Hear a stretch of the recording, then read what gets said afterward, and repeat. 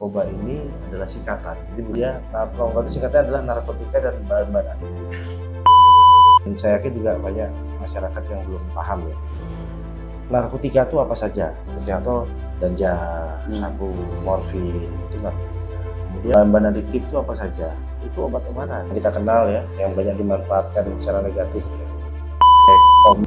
Ya. Jangan sampai kita hanya berpersepsi dengan tangkap, akhirnya yang ditangkap itu adalah korban.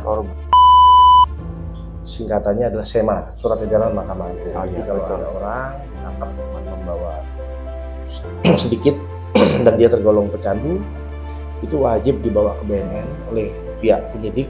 Nanti akan dianalisa berkasnya kalau yang bersangkutan itu memang merupakan pemakai ataupun korban. Ini dia wajib kita rehabilitasi. Namun demikian yang perlu kita waspadai sebetulnya adalah para bandar ini.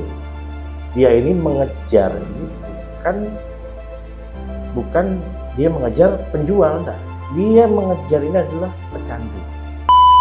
Bukan hanya kecanduan narkoba, kecanduan game. Udah datang ke tempat kami, alhamdulillah, untuk disembuhkan. Ya, Assalamualaikum warahmatullahi wabarakatuh. Selamat pagi, salam sejahtera untuk kita semua. Pagi ini PWI Kota Cirebon kedatangan tamu kehormatan Kepala BNN Kota Cirebon Kombes Pol Tunggul Sinatrio. Terima kasih Pak, selamat pagi Ya, Pak Tunggul. Alhamdulillah. Pada konten sekarang hari ini kita ingin membahas mengenai edukasi tentang narkoba. Baik, kita langsung saja pada pertanyaan inti ya ke Pak Tunggul. Pak, sejauh ini seberapa update tentang perkembangan narkoba yang tiap tahun tuh sepertinya ada yang baru dari narkoba. Gimana Pak Tunggul tentang narkoba? Sebelumnya saya izin menyapa para pemirsa dulu. Assalamualaikum warahmatullahi wabarakatuh. Waalaikumsalam. Salam sejahtera untuk kita semua. Salam Om Swastiastu, Namo Buddhaya, salam kebajikan. Salam sehat tanpa narkoba. Sehat. Alhamdulillah. Jadi kalau berbicara tentang fenomena perkembangan peredaran narkoba, khususnya di wilayah Cirebon, kota, Kabupaten Cirebon dan Indramayu. Jadi sifatnya fluktuatif ya, selalu berkembang. Namun demikian yang perlu diwaspadai oleh kita semua, masyarakat saat ini masih belum paham tentang, yang pertama kita harus bahas satu-satu dulu. Narkoba ini adalah singkatan, jadi bukan narkoba ini adalah bukan satu jenis dia. Jadi dia narkoba itu singkatnya adalah narkotika dan bahan-bahan adiktif. Jadi kalau kita ketahui, dan saya yakin juga banyak masyarakat yang belum paham ya, narkotika itu apa saja? Contoh ganja, sabu, morfin, itu narkotika. Kemudian bahan-bahan adiktif itu apa saja? Itu obat-obatan. Obat-obatan yang kita kenal ya, yang banyak dimanfaatkan secara negatif itu kayak tramadol, ya. Mungkin bahkan mengarah kepada napasin, mengarah kepada tradisional kayak buah kecubung, itu juga bisa dikatakan bahan-bahan adiktif. Jadi narkoba itu keseluruhan hal-hal yang sifatnya obat ataupun jamu, baik itu narkotika dan jamu-jamuan ataupun obat yang dimanfaatkan oleh masyarakat dengan tidak dengan cara pengawasan yang baik, itu merupakan keresahan bagi kita semua. Artinya kalau bicara narkoba ya pasti meresahkan. Kalau data dan sebagainya, saya yakin di instansi-instansi terkait seperti kepolisian itu jelas ada datanya. Penangkapan yang dilakukan, penindakan yang dilakukan oleh pihak kepolisian pasti sudah ada datanya. Namun demikian yang perlu kita ketahui, kita wajib mencerdaskan masyarakat. Yang pertama, kita harus paham dulu bagaimana sih caranya mencegah peredaran narkoba ini sebenarnya. Caranya apa? Kalau kita masyarakat pasti banyak berpersepsi cuman satu sisi saja, yaitu masalah penangkapan saja. Jadi pemberantasan itu hanya dipersepsikan hanya caranya cuma ditangkap saja. Iya. Padahal tidak seperti itu. Jadi makanya pemerintah ini mengikhtiarkan membentuk atau menciptakan Badan Narkotika Nasional ini bahwa kalau kita bicara oleh masalah permasalahan narkoba ini sangat kompleks permasalahan. Kita harus memperhatikan juga faktor ekonomi, faktor luas wilayah, faktor lingkungan, aspek lingkungan dan sebagainya. Jadi jangan sampai kita hanya berpersepsi dengan tangkap, akhirnya yang ditangkap itu adalah korban. Tapi perlakuannya berbeda Bang ya, narkoba dengan pelaku kejahatan lain beda perlakuan. Ya, di Undang-Undang Psikotropika sudah jelas bahwa seluruh yang bersangkutan dengan tidak pidana narkotika tidak semuanya dihukum, tapi harus ada yang direhab. Nah, mekanismenya sudah diatur, yang dikenal dengan singkatannya adalah SEMA, Surat Edaran Mahkamah Agung. Jadi kalau ada orang ditangkap cuma membawa sedikit dan dia tergolong pecandu, itu wajib dibawa ke BNN oleh pihak penyidik, baik itu kepolisian, baik itu penyidik BNN, untuk dilakukan asesmen terpadu. Nah, nanti di sana akan dianalisa oleh tim terpadu itu yang terdiri dari jaksa setempat, kepolisian setempat, kesehatan setempat, BNN setempat. Nanti akan dianalisa berkasnya. Kalau yang bersangkutan ini memang merupakan pemakai ataupun korban, ini dia wajib kita rehabilitasi. Cuman itu ada cumannya. Itu berlaku cuma satu kali seumur hidup.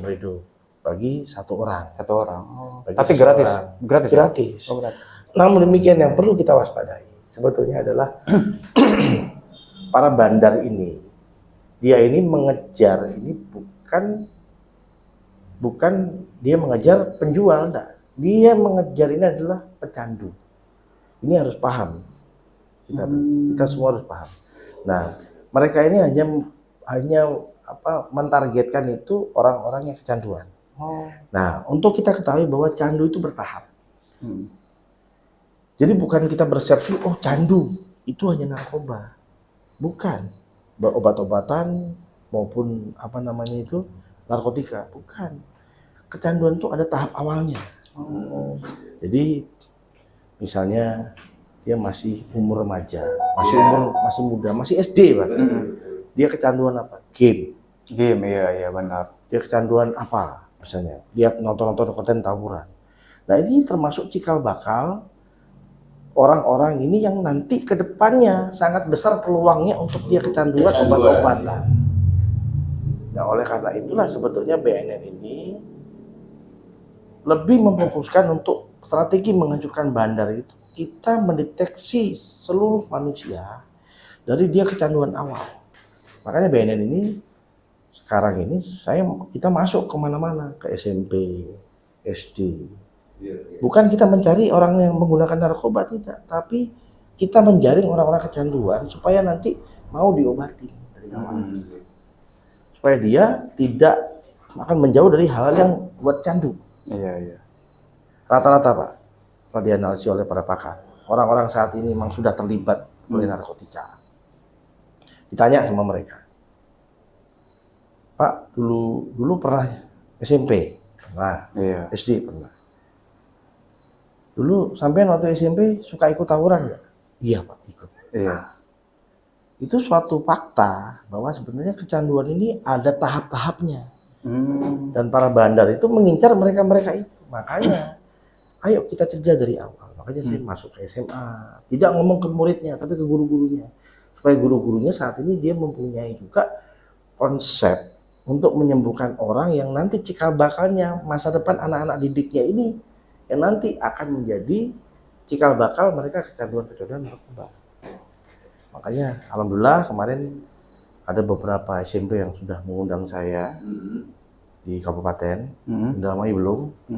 Jadi saya masih konsen ke kabupaten.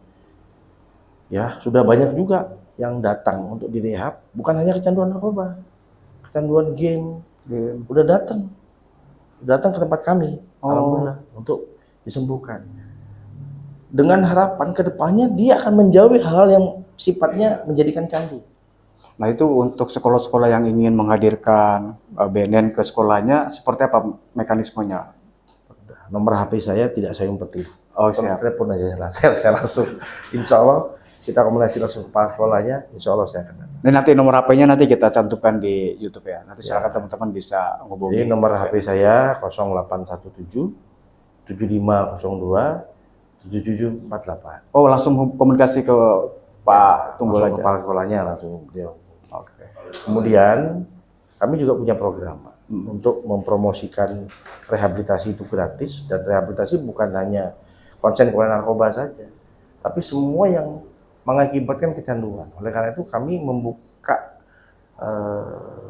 jalur yang mudah-mudahan masyarakat ini mudah untuk berkomunikasi.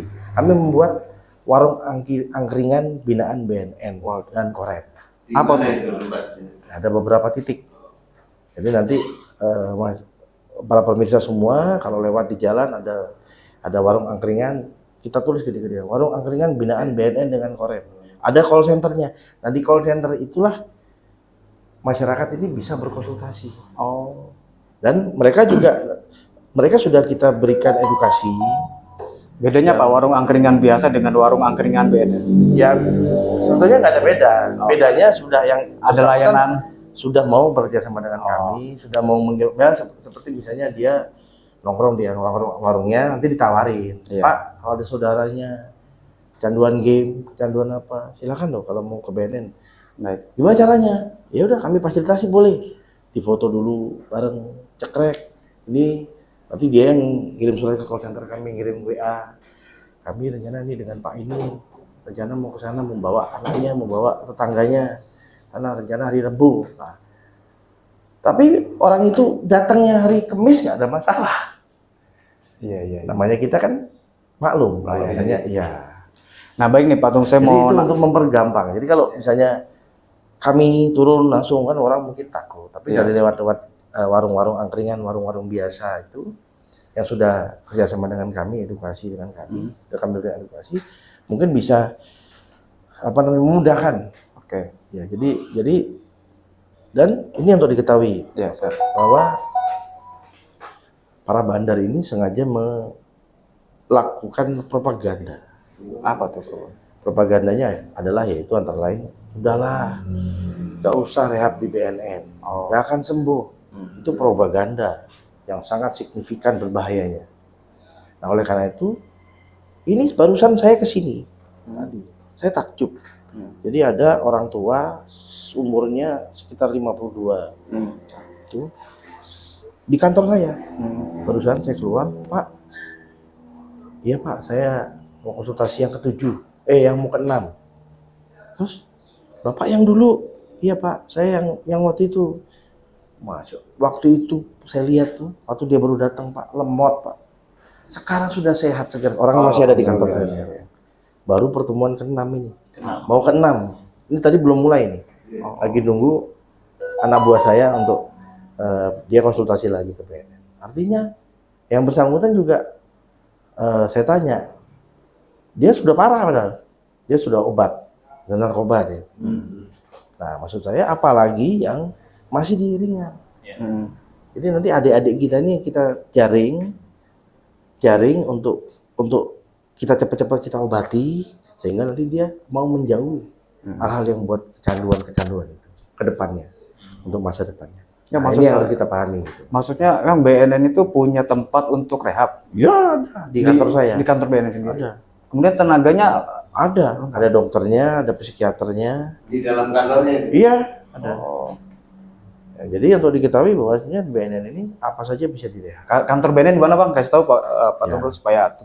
Jadi para pemirsa semuanya, kantor BNN Cirebon yang kebetulan wilayahnya mencakup Kabupaten Indramayu, Kabupaten Cirebon, dan Kota Cirebon, ini berada di Jalan Terusan Cipto nomor 2. Tepatnya di Jalan Cipto itu ada Koramil. Koramil belakangnya itu persis. Oh, di situ. Nah, di situ ada klinik kami, klinik BNN, namanya Klinik Rehabilitasi BNN. Silakan ke sana. Itu 24 jam atau ada jam kerjanya? Jam kerjanya ada. Jadi itu kita mulai melayani jam 7.30 sampai jam 4.30 di hari kerja. Hari Senin sampai Jumat. Demikian. Nah, Pak Tung, saya mau nanya, ini kan sekarang yang lagi marak itu adalah perang konten dan perang sarung nih. Di bulan puasa ini ada perang sarung, ada tawuran konten. Apakah itu dipicu juga narkoba atau itu terjadi secara alamiah? Nah, saya yakin itu pasti juga mereka pasti mengarah ke sana. Minimal mereka pasti menggunakan minuman keras. Berarti kan ada faktor kecanduan di sana. Iya. Itu sebenarnya sudah tahapnya berat. Oh, berat ya? Nah, seharusnya kita semua bisa mengajak mereka untuk mereka itu mengobati atau diobati. Nah, sebetulnya itu solusinya seperti itu. Jadi, biasanya yang mereka konsumsi itu apa itu? Ya, kalau analisa saya bisa pil-pilan obat-obatan ataupun minuman keras. Model tramadol, obat. Ya, itu. Atau minuman keras. Pak. Minuman keras. Ya. Nah, ini bahkan ada satu case ini, ada anak itu udah lulus SMA, saat ini alhamdulillah sudah berkuliah. Ya, tadinya awalnya orang tuanya ngelihat handphonenya itu ada konten tawuran.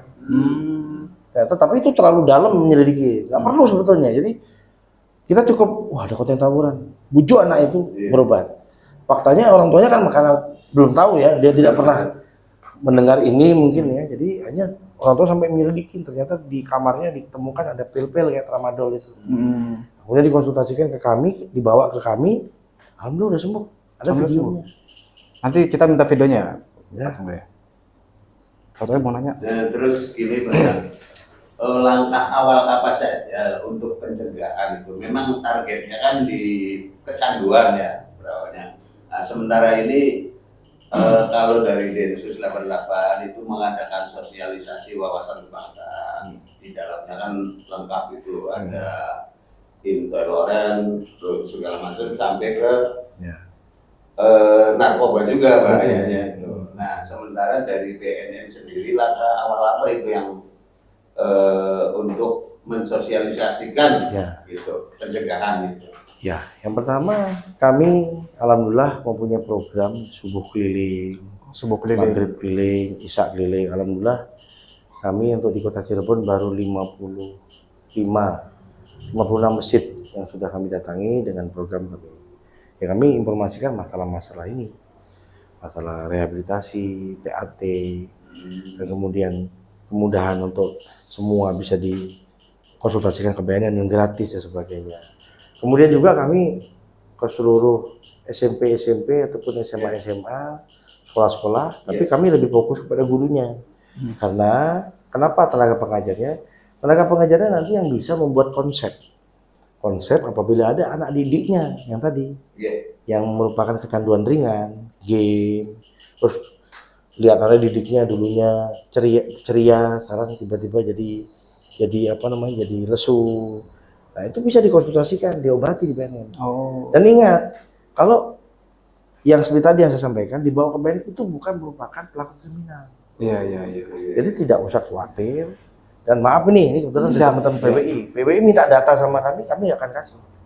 Kalau tiba-tiba PBI memuat orang itu, direhab, akan kami laporkan ke hak asasi manusia. Jadi itu harus dilindungi. Iya. Betul. Tapi beda dengan yang tadi, yang ke jaring tadi Pak. Yang tadi yang TAT, asesmen terpadu. Itu kalau teman-teman PBI minta data sama saya kasih. Makanya itu bedanya. Bedanya jadi orang-orang yang tidak terjalin untuk kita obati secara dini, namanya deteksi dini. Nah, kami kan juga melaksanakan cek urin ke perusahaan-perusahaan. Kemarin itu BBS kami cek urin. Itu adalah untuk mendeteksi dini ada tidak yang kecanduan. Nah, kalau di cek urin juga ada dua macam. Kalau positif narkotika, berarti dia harus prosesnya TAT, asesmen terpadu. Kalau dia benzo, itu prosesnya kita kembalikan lagi kepada perusahaannya, kita sarankan untuk direhab. Bisa rehab rawat inap, bisa rawat jalan di BNN untuk disembuhkan. Nah, buktinya tadi sudah banyak yang sembuh. Nah, jadi kalau berbicara inovasi kami, itu kami melaksanakan sosialisasi kemana-mana. Makanya saya diundang PWI, saya tidak ada konsep. Udah hari ini langsung saya datang ke sini. Siap, mantap. Ada saya pakai ini harus nyiapin ruangan, nggak perlu. Ya ini sebetulnya ya masyarakatnya juga banyak yang belum tahu. Iya betul. Nih Pak, saya mau nanya nih Pak Tunggul, apa namanya? Saya menemukan banyak pecandu yang begitu dia masuk rehab awalnya bagus, begitu keluar dari rehab beberapa minggu masuk lagi. Nah itu problemnya di mana ya? Kok saya bisa begitu ya? Jadi begini, itu mungkin yang Mas lihat itu case itu adalah case yang dia pelaku ya, pelaku. Jadi sudah tahap tinggi ya. Jadi dia ini ditangkap, gitu kan ya, ditangkap dan di sel, keluar dari penjara, atau dia kumat lagi. Ya. Lalu dia rehab lagi, nanti dia keluar kumat lagi. Nah, itulah sebetulnya kerelaan dari pihak keluarganya, pihak kita semua ini untuk selalu mengingatkan dia jangan tegan-tegan untuk rehabilitasi. Pokoknya sekarang ini bahwa BNN ini membuka diri. Dulu itu mungkin masih ada isu yang aneh-aneh, misalnya begini dari masyarakat bahwa rehab itu tidak akan sembuh. Rehab itu sama saja. Ya buktinya banyak. Oh iya. Nah, bisa jadi itu yang disampaikan oleh Mas tadi. Ini yang pertama dari niat dirinya sendiri. Dia memang tidak masuk karena memang dia sudah termasuk berat ya. Dia sudah pernah di penjara dan sebagainya. Tapi kalau dia niat ya kayak yang case yang barusan saya cerita tadi. Alhamdulillah sehat ini. Sehat ya. Baru pertemuan ke-6. Jadi kalau faktanya seperti yang kami temukan. Nah bisa jadi ini maaf ya. Iya siap. Bapak Mas kan tadi nyampaikan seperti itu. Bisa jadi itu mungkin hanya propaganda dari para bandar itu. Oh balik lagi Pak, balik lagi. Bener nggak itu balik lagi? Atau mungkin karena di handphonenya masih banyak orang-orang terdahulu jadi dipengaruhi kan ya? Nah dengan dia rajin merehabilitasi, kita nanti akan membentuk jaringannya dia supaya jaringan menjadi dengan orang-orang yang baik. Iya. Jadi kita bangun networknya dia si pecandu ini menjadi dia nanti berteman dengan orang-orang baik. Enggak, soalnya dulu rehab itu di luar kendali BNN, dulu tuh rehab itu terpisah sehingga BNN tidak bisa memonitoring. Jadi BNN setahu saya sih dari dulu ini kita memang melaksanakan rehabilitasi gratis. Memang ada rehabilitasi swasta. Dan itu berbayar. Kalau yang di Intung itu daerah Jenangun, Suwaningin itu kan ada rehabilitasi narkoba. Sama LP. Beda. Jadi beda ya. Beda. Jadi begini, mereka itu yang terkena tidak pidana narkotika dan kena undang-undang narkotika, mungkin jumlahnya banyak dan sebagainya, mereka kan dihukum. Iya. Nah, karena sifatnya ini narkoba, karena pasti dia juga mungkin dia kecanduan. Oleh karena itulah lapas rutan itu dia juga menyelenggarakan rehabilitasi. Tapi dia direhabilitasi di penjara itu, di lapas itu. Jadi rehab itu ada dua ya, Pak. Ada yang swasta, ada yang BNN. Yang swasta itu berbayar, yang BNN gratis. Kalau yang swasta juga kami sementara ini di Cirebon ini belum ada kerjasama dengan kami. Oke, siap. Dan kalau kami diajak kerjasama kalau itu berbayar, kami cenderung menolak. Karena merepotkan masyarakat. Iya. Jadi saya himbau pada seluruh pemirsa, konsultasikanlah semua, berobatlah ke BNN semua. Apa saja yang tidak bisa kami rehabilitasi. Itu orang yang kecanduan nikah saja. Saya angkat tangan. Nah, kalau yang lain itu masih kategori ringan, game bawa. Oh, game, kecanduan game juga berbahaya, Pak? Berbahaya, itu tadi saya bilang. Di tingkat SD mereka kecanduan B. Mereka ini nanti yang cikal bakal orang yang mudah dipengaruhi untuk mereka kecanduan. Oh, apa hubungannya antara game dengan narkoba? Kecanduan? Kecanduannya? Kalau misalnya ada anak nih, senang main game dari pagi sampai malam, di stop sama ibunya, marah-marah, nangis, marah-marah, itu bawa. Jadi kalau masih bisa dibilangin, nah 5 menit lagi selesai ya. mereka, oh ya Bu, ya Ma, selesai. Dia benar nurut, atau ada orang tuanya yang masih membuat mengatur waktunya, kamu 2 jam sehari ya nurut. Ya, Nah kalau kecanduan handphone sama, kecanduan misal dia lihat. ya kalau dia sudah di handphonenya diambil, dia teriak-teriak marah-marah, ya itu udah kecanduan. Oh berarti faktor marahnya ini ya yang harus Iya, diwaspadai ya. marah, gelisah, segala macam. Nah problemnya di kita nih anak-anak kecil sudah pada dibiasakan main handphone, anak umur 4 tahun, 5 tahun, daripada nangis kasih handphone. Nah, itu boleh dibawa saja dikonsultasikan ke BNN. Tapi kan dia masih 5 tahun, gimana cara? Oh kalau masih kecil ya kita masih membahas orang tua. Kalau dia nanti sudah masih SD. Batasannya umur berapa yang harus dibawa gitu kalau misalkan SD. Tapi masih 5 tahun bawa saja, nggak ada masalah. Bawa dengan orang tuanya. Nanti ada faktor-faktor nanti akan dianalisa oleh petugas kami. Karena kami ada dokter, ada psikiaternya. Luar biasa tuh teman-teman masyarakat. Bawa saja. Cirebon, Indramayu, Majalengka Kuningan. Jadi kalau ada problem menemukan psikologi anak agak berbeda, jangan sungkan bawa ke BNN segera. Ya. Jadi nggak usah ragu-ragu, bawa saja. Yang tadi saya bilang, dia kecanduan apapun, bawa. Rokok kalau udah sehari 8 bungkus itu kecanduan kalau menurut saya. Bawa saja. Artinya begini Pak, artinya BNN itu tidak akan marah kalau ada orang misalnya yang dibawa ternyata orang itu nggak ada masalah. Ya pulang, nggak akan bayar Pak. Coba kalau Bapak konsultasi di mana, pasti bayar kan? Bayar. Ini enggak Gratis. Ini kan ada satu pertanyaan, itu kan kecanduan. Untuk mengatasinya itu dalam artian seperti apa, misalkan kegiatannya seperti apa? Ya, nanti di klinik kami nanti akan diberikan petunjuk oleh dokter. Nanti kedepannya ini bagaimana, harus bagaimana. Nanti ada yang perlu nanti diberikan obat, dikasih obat sama kita. Kalau di masyarakat, Gratis. kalau di masyarakat kita itu kan mereka bingung. Itu harus ada dari misalkan institusi atau apa yang datang atau bagaimana? Kenapa? Kalau misalkan bingung masyarakat itu harus bagaimana gitu. Misalkan anaknya itu kan sedangkan mereka kan kegiatan di kayak di desa, di kelurahan itu tidak ada kegiatan, remaja tidak ada sekarang. Belum muncul. Terus masuk Iya. ke pertanyaan? Jadi begini, bawa saja dulu ke BNN untuk berobat, untuk kita obati. Nah kemudian kami kan sudah kerjasama dengan beberapa puskesmas.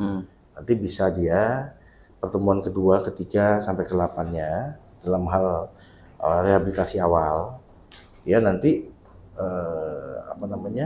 melaksanakannya rehabilitasi di puskesmas terdekat. Artinya saya paham maksud Bapak.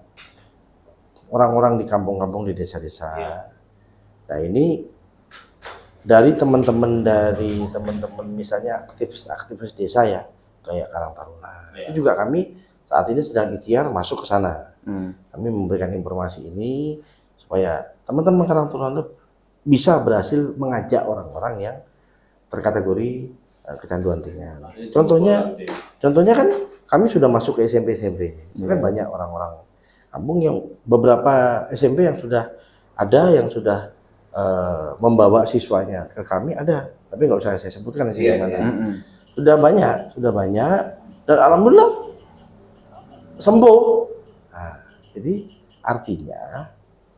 artinya BNN ini menerima semuanya hal-hal yang bisa menyebabkan ini nanti kedepannya akan menjadi kecanduan berat.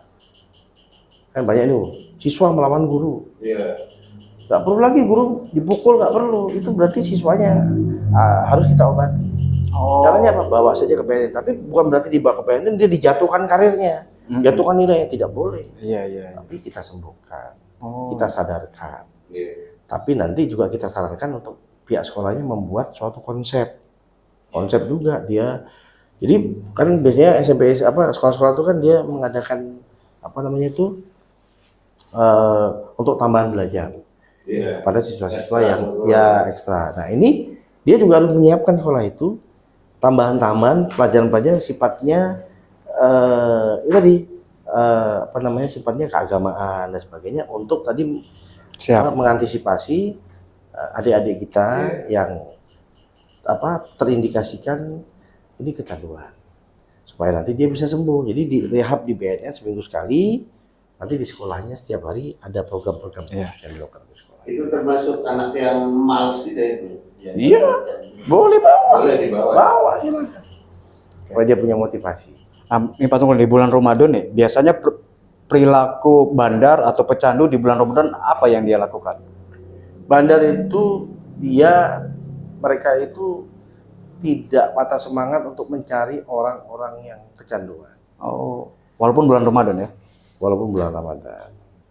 Dia akan memantik ya konten-konten tawuran. Itu mereka yang buat. Bisa jadi mereka yang buat. Oh. Kemudian memodali, memprovokasi orang-orang yang supaya mau dia tawuran dan sebagainya. Untuk dia bisa mencari orang-orang yang mudah nanti dipengaruhi. Begitu, Pak. Nah, ini yang dilakukan oleh bandar, apalagi perang sarung. Mereka pasti hadir di situ. Mereka hadir karena mau ngamati. Setelah perang sarung, mereka akan gencar mempengaruhi yang bersangkutan. Ini gratis nih, ini ya dia kecanduan. Dan dia bisa mengajak teman-temannya. Memprovokasi ya? Memprovokasi. Nah, satu lagi nih, terkait update narkoba dalam kekinian, kan bisa berbagai bentuk, ada dalam bentuk vape, kemudian permen, itu sebenarnya gimana sih Pak? Ya, jadi beberapa inovasi secara negatif ya, itu pasti mereka akan lakukan berbagai macam cara. Namun sekarang kalau permen itu pencegahannya sudah kita koordinasikan ke pihak-pihak guru, sudah kita koordinasikan, jadi supaya kantin-kantinnya, jual-jualannya lebih intens. Ya terima kasih juga kepada media yang sering mengangkat itu. Padahal itu mungkin ada kasus itu, tapi sebetulnya paling cuma sekali dua kali. Hanya diangkat untuk diantisipasi, itu bagus sekali. Jadi sekarang ini sekolah-sekolah nggak segan-segan manggil para pedagang jual-jualan. Pak, coba ya kita periksa ya. Nah itu termasuk adalah tindakan-tindakan pencegahan. Dan kemudian kami juga nanti dengan sesi terkait dengan Balai POM sempat juga kami akan mengadakan razia waktu dekat dengan Pak Wali Kota tentunya ya. Itu makanan-makanan di sekolah-sekolah. Kira-kira ada tidak mengandung zat-zat adiktif yang berbahaya, ya, begitu. Mungkin salah satu faktor bikin dia emosi itu kali ya, Pak. Bisa jadi. Bukan tramol tapi dari permen, dari itu yang bisa mengandung jadi, itu. Bisa jadi. Oh, ngeri juga karena ya. itu kepada ya para pengajar semua, orang tua ataupun siapa saja ya, orang-orang baik ya. Masyarakat yang baik. Ini kita jangan bosan-bosan kita mengingatkan adik-adik kita atau teman-teman kita yang sudah ranahnya ranah ya perilaku menyimpang ya, suka marah, suka berantem, suka ribut dan sebagainya, diingatkan untuk menjauhi hal-hal tersebut. Terutama kalau memang sudah seperti itu, ayo bujuk untuk berobat. Berobat di BNN. Siap. Tarifnya gratis. Oke, sepertinya sudah cukup panjang. Barangkali ada pesan pesan-pesan buat masyarakat? Yang pertama, kami mengimbau kepada seluruh masyarakat bahwa jauhi narkoba itu hukumnya wajib. Baik itu secara agama, tidak ada agama yang menghalalkan narkoba. Siap. Kemudian percayakanlah bahwa slogan hidup sehat tanpa narkoba itu adalah benar. Itu adalah propaganda yang positif. Bayangkan, kalau kita menggunakan narkoba, itu pasti kita tidak sehat. Sekarang ini yang dicari kita nih sebagai manusia, kita hidup sehat kan? Betul. Nah, kalau kita menggunakan narkoba, berarti kita tidak sehat hidup kita. Jadi kepada seluruh oknum masyarakat yang masih mengkonsumsi obat-obatan yang dikonsumsi secara tidak benar, itu pasti Anda itu sudah saya pastikan tidak sehat. Oleh karena itu, mari kita raih hidup sehat dengan pencegahan narkoba yang memang sudah merasa kecanduan, merasa tidak enak, tidak nyaman hidupnya, jangan segan-segan datang ke BNN untuk berobat. Dan ingat bahwa mereka-mereka datang ke BNN itu bukan pelaku kriminal. Jadi BNN bukan lembaga yang menakutkan. Iya, siap. Jadi kami ini adalah lembaga kesehatan, mencari solusi, juga mencari lapangan pekerjaan. Contoh, alhamdulillah kemarin kami berhasil mengkoordinasikan, mengkolaborasikan pada PT Nusantara PT Tebu itu beberapa masyarakat yang dulunya pecandu, dulunya mantan narapidana, narkotika dan sebagainya, ini saat ini bisa bekerja sebagai petani tebu. Oh, diarahkan ya? Diarahkan menjadi Betul. luar biasa nih terobosan. Jadi kami juga saat ini sedang tidak bosan-bosan berkolaborasi, berkoordinasi dengan instansi terkait. Mereka-mereka yang seperti itu kita coba salurkan. Makanya rajin ke BNN supaya namanya tercatat bukan secara negatif. Nanti kalau ada tawaran-tawaran masalah pekerjaan-pekerjaan baik itu perkebunan, pertanian, kemudian buruh dan sebagainya, ini nanti kita akan tawarkan kepada mereka yang sudah konsultasi ke BNN. Demikian, supaya mereka yang tadinya karena faktor apa namanya itu dia tidak punya pekerjaan, nanti dengan kerja sama kami, kolaborasi kami, ada peluang di sana, kami akan informasikan. Demikian.